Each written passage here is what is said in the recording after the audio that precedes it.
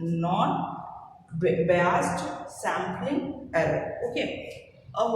For example if you take some plot, जैसे कि आप उदाहरण के लिए जब आप प्लॉटिंग करते हैं, आपने एल्गी की एक ही जगह से आपको एल्गी भी कलेक्ट करना है, ब्रायोफाइट भी कलेक्ट करना है, हायर प्लांट भी कलेक्ट करना है, टेट्रोफाइट भी कलेक्ट करना है। जब इस तरह से आप डेटा कलेक्शन करते हैं और सैम्पलिंग टेक्निक यूज करते हैं, पर क्या होता है, आप मौसम की वजह से या उस नेचर, उस जगह का एनवायरनमेंट है कि आपको दिसंबर में बहुत ज़्यादा वेजिटेशन मिलेगा, बट ऑटोमेटिकली क्या होता है कि आपको दूसरे सीज़न में वो वेजिटेशन कम मिलेगा, यानी गर्मी मार्च या अप्रैल के सीज़न में जब आप कलेक्शन करेंगे तो नेचर वाइज वहाँ पे वेजिटेशन कम हो जाएगा, तो आपका एरर या फ्लक्चुएशन आने के चांसेस ज़्यादा हो जाएंगे। तो इसमें इस टाइम पे आप देखेंगे कि इस तरह के जब कुछ एरर आते हैं जो कि टेक्निकली नहीं होते, ऑटोमेटिकली उस फंक्शन में या उस ऑपरेशन में या आपके प्रोसेस में नेचुरली अपकमिंग होते हैं किसी इंस्ट्रूमेंटेशन की वजह से या किसी नेचुरल कारण की वजह से, तो this are called as non biased और non prejudiced type of error, sampling error. Okay, so this are the type of sampling error. Now we are going to move on the non-sampling error. This is also known as measurement error. Measurement error, as I told, this is little bit different from the sampling error that is non-prejudiced. मैंने कहा nature की वजह से non-prejudiced error होता है, but now I am saying about the measurement error. Measurement error, जैसे कि आप पानी का पीएच चेक कर रहे हैं, आपको नलके का पानी का पीएच लेना है डिफरेंट जगह पे ड्रिंकिंग वाटर की कैपेसिटी और उसकी क्वालिटी चेक करने के लिए, तो आप एक रिसर्च ऑर्गेनाइज कर रहे हैं कि आपको सब जगह का पीएच चेक करना है।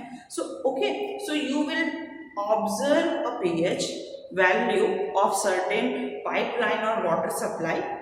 That time you have to calibrate that instrument. अगर आप इंस्ट्रूमेंटेशन कैलिब्रेशन करते हैं, कभी भी आप अगर pH मीटर यूज करते हैं या बड़े इंस्ट्रूमेंट यूज करते हैं, तो आपको पता है calibration is a work on which you have to take a certain standard measurement, और मेजरमेंट करते वक्त जो एरर आते हैं that is known as standard error, और this type of error is also known as non sampling errors. During the sampling there are certain values which is considered. इसी से हम देखेंगे कि वैल्यू में क्या होता है, स्टैंडर्ड डिविएशन या स्टैंडर्ड एरर को मार्क किया जाता है। जब आप अपने ऑब्जर्वेशनल वैल्यू को देखेंगे तो देयर आर सर्टेन लिमिट कि हमें सर्टेन लिमिट तक एरर के लिए छूट दी जाती है। So how we less this error, हम इन एरर्स को लेस कैसे कर सकते हैं? We can take the help of tabular form और we can reduce this error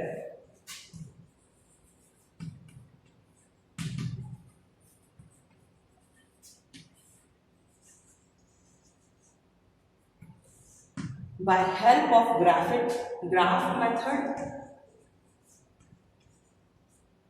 graphical represent. If you do a graphical represent of your data, okay, the process itself indicate the deviation. Okay, what is sampling error and the data process. जैसे ही आप अपने sample का दायरा ज़्यादा करेंगे, if you increase the number of sample the error will be automatic lesson. जब हम deviation standard coefficient और स्टैंडर्ड डेविएशन ये टेक्निकल चीज़ें पढ़ने लगेंगे तो हमें ये बात पता चल जाएगी हम ग्राफिकल रिप्रेजेंटेशन से अपने डेटा एरर को कैसे कंट्रोल कर सकते हैं। When it is coming to the non sampling type of error, if you are going in the biased, it is by the name itself it is proven it is bias type of error, and the error is coming to in the prediction of sampling type। तो आपको sampling, you have to repeat the sampling. Okay, आपको sampling को repeat करना पड़ेगा, sampling technique को बेहतर बनाना पड़ेगा। पड़ेगा। But when it is the concern of non sampling, आप नॉन सैम्पलिंग, आपने सैम्पलिंग कर ली, सैम्पलिंग सब अच्छी तरीके से हो गया, फिर जब आप देखेंगे कि आपके सैंपल में किसी तरह का प्रयास नहीं है, but it is due to a measurement mistake, it is coming, the outcome is coming with the standard error, then you can reduce by graphical ordination method. Okay, by using, you can use Karl Pearson coefficient method. आप अपने standard value को double set करके, या जैसे आपने pH का आपने recording लिया, pH को आप बार बार the number of samples you can increase so that your deviation automatically come down. So these are some techniques through which you can reduce your error. Okay, or these are the different type. When you do sampling, you will come and you will face this type of sampling error. So this is how you can reduce your sampling data error. When you come to measurement, you can reduce by graphical method, or you can calibrate it better, or you can use coefficient correlation method, and you can apply number of sample technique, or you can increase the number of sample technique. जैसे ही आप sample sets को आप increase करेंगे, आपके deviation अपने आप down हो जाएगी. Okay, so these thing we will again learn in mathematical or data analysis and data interpretation classes. Okay, and as you will come in practical work, जैसे ही आप practically इन सबको हैंडल करने लगेंगे, अपने डेटास को हैंडल करने लगेंगे, अपने कंप्यूटर एप्लीकेशन और सॉफ्टवेयर से आप वर्क करने लगेंगे, आप लोग को पता चल जाएगा कि डेटा मैनिपुलेशन कहाँ करना है, डेटा में कहाँ पे ऊपर नीचे सेट्स में गलती हो रही है, कहाँ पे हमें एडिशनल और इन्फॉर्मेशन लेके आना है और आपको इनपुट करना है. सो these are important. Why it is data, meaning of sampling error, difference between the observational value and estimated value. तो आपने जो estimated किया था, आप उससे observational value डिफरेंट है, तो आप क्या करेंगे, ऐसा उसमें डेटा सेट को फिर से इंक्रीज करेंगे कि आपके ऑब्जर्वेशनल वैल्यू आपके रिक्वायर्ड एस्टिमेटेड वैल्यू के बराबर आने लगे. सो there are so many techniques and there are so many software which provide you with data processing and which will make your research better. So this is a short but important lesson about sampling error.